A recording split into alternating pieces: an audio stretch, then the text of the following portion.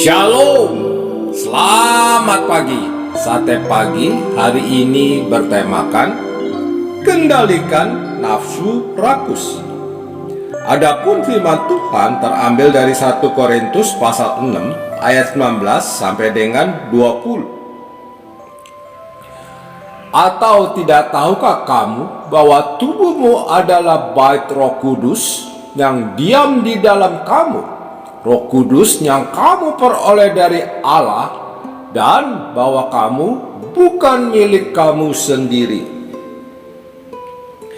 Tahun ini dunia dikejutkan dengan munculnya wabah penyakit berbahaya yang ditimbulkan oleh virus corona. Virus berbahaya yang menyerang pernapasan ini disebut-sebut muncul dari negeri Tiongkok, tepatnya dari kota Wuhan. Asal virus diduga berasal dari jenis hewan liar yang tidak lazim untuk dimakan, yang disajikan dalam bentuk sup. Beberapa sumber mengatakan virus berasal dari daging kelelawar, beberapa mengatakan dari daging ulat. Selain hal tersebut, memang beberapa kali ada tindakan-tindakan ekstrim lain di negeri tirai bambu tersebut. Misalnya, adanya memakan dalam keadaan hidup bayi-bayi tikus yang baru lahir. Tindakan ini mendapatkan kecaman dan tanggapan negatif dari orang-orang di berbagai belahan bumi, terutama mereka yang peduli terhadap perlindungan hewan. Di waktu yang lain ada juga wanita-wanita yang merekam secara langsung aktivitasnya ketika memakan seekor gurita hidup-hidup.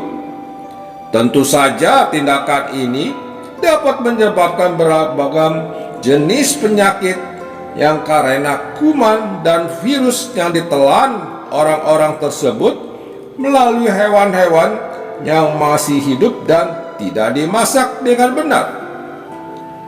Hewan-hewan liar kemungkinan besar mengandung banyak penyakit karena lingkungan hidup mereka yang kotor dan tidak sehat bagi manusia. Memang kita bisa saja memakan jenis makanan yang kita suka, namun ingatlah akan kesehatan kita. Jika kita menyadari bahwa makanan tertentu sangat tidak sehat bagi tubuh, berhentilah mengonsumsinya. Tuhan mau supaya kita menjaga kesehatan tubuh kita. Ingatlah bahwa tubuh kita adalah bait kudusnya. Karena itu menjaga kesehatan adalah kewajiban bagi kita semua. Hal ini bisa dimulai dengan kesadaran diri sendiri. Tidak perlu menunggu orang lain yang menegur atau memaksa kita untuk mengubah gaya hidup. Jangan hanya berpikir untuk memuaskan lidah kita dan bukan menjaga kesehatan tubuh. Kerakusan bukan hanya dalam hal makanan. Ada hal lain yang dapat membahayakan kesehatan yang juga harus kita perhatikan, seperti minuman keras, rokok, dan lain sebagainya. Ingat, tubuh kita adalah milik Tuhan, bukan milik kita sendiri. Dia telah membayar mahal dengan kematiannya di kayu salib. Karena itu, Paulus mengingatkan agar kita selalu berusaha untuk memuliakan Tuhan dengan tubuh kita. Jikalau kita tidak berusaha untuk merawatnya, melainkan merusaknya, bagaimana hal tersebut bisa dikatakan sebagai perbuatan yang memuliakan Tuhan? Dan jangan pernah mencoba untuk melakukan pembelaan dengan berkata, bahkan orang sehat yang selalu menjaga makanan serta tidak merokok dan mabuk juga dapat meninggal karena kecelakaan. Untuk apa saya peduli terhadap apa yang saya masukkan ke tubuh saya? Namun kalau kita masih dapat memilih, pilihlah untuk hidup secara sehat dengan menjauhi berbagai macam makanan dan minuman serta hal lain yang dapat merusak tubuh kita. Amin. Mari kita berdoa. Bapa Surgawi, beriku hikmat untuk dapat memilih gaya hidup yang sehat. Tuntun aku dalam menjaga kesehatan baitku yang kudus ini. Di dalam nama Tuhan Yesus, aku berdoa. Amin.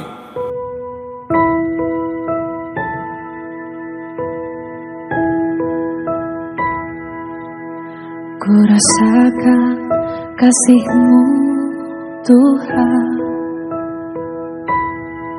Ku rasakan kuasa-Mu, Tuhan. Ku rasakan kasih kuasa Roh Kudus. Ku rasakan kehadiran-Mu.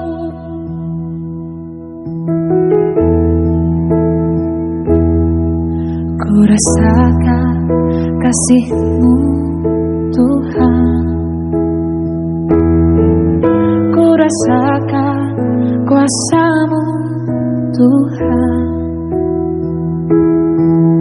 Ku rasakan kasih kuasa Roh Kudus. Ku rasakan kehadiran-Mu. Curahkanlah kuasa-Mu, Tuhan. Mujizat terjadi di tempat ini. Curahkanlah kuasa-Mu, Tuhan. Mujizat terjadi sekarang ini.